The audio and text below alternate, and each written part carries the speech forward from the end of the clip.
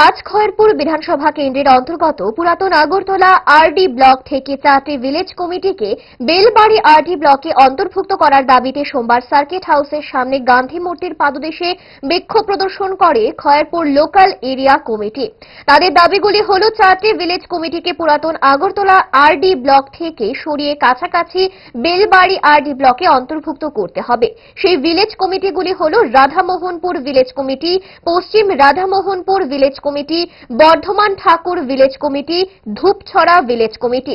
এই 4টি ভিলেজ কমিটিকে বেলবাড়ি আরডি ব্লকের অন্তর্ভুক্ত করতে হবে। ইতিমধ্যেই এই দাবি নিয়ে পঞ্চায়েত দপ্তরে বারবার প্রশাসনিক আবেদন জানিয়েও কাজের কাজ কিছুই হয়নি বলে জানান এক আন্দোলনকারী।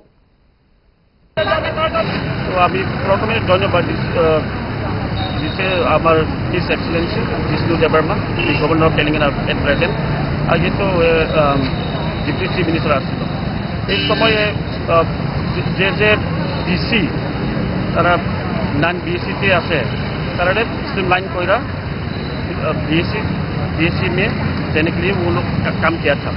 लेकिन अभी क्या देखा है, जब वो पोर्टफोलियो में नहीं है वो काम कर नहीं रहे, तो ये एक डिसरेस्पेक्ट का साइन है, वो भी एक डिसरेस्पेक्ट का साइन है। इसलिए हम बोलो चाहिए चीफ मिनिस्टर को ताड़ाताड़ी इम्प्लीमेंट करते होंगे। लगे सिर्फ एक 5 मिनट 10 मिनटेर काम এটা ওয়েবসাইটের এক্সক্লুড কইরা কলারতলা ব্লক ওয়েবসাইটের এক্সক্লুড কইরা बेलबाड़ी आरडी ब्लॉक इंक्लूड कर देने सौ जाएगा, इतना ही काम है। लेकिन वो लोग अभी तक नहीं करता है। लेकिन हम लोग डायरेक्टर साहब, पंचायत डिपार्टमेंट डायरेक्टर साहब का सभी मिल चुका है, उसको भी मेमोरेंडम दिया था, लेकिन अभी तक वो लोग कुछ भी नहीं कर रहे हैं। ফাস্ট ফুড তো ফাস্ট লাইফের একটা পার্ট, সো প্রবলেম তো হবেই, বাট আমার সলিউশন তারা তারা 5 দশক ধরে গ্যাস অম্বল ও পেটের সমস্যার একমাত্র সমাধান গ্যাস নল।